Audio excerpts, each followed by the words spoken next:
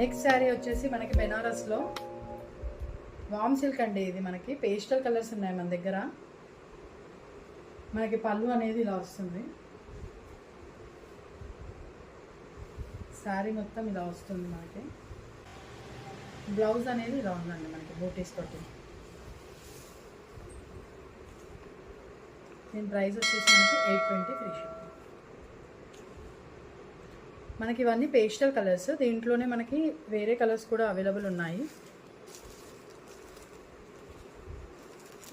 ఇది ఒక కలర్, ఇది మనకు లైట్ బ్లూయిష్ షేడ్ వస్తుంది.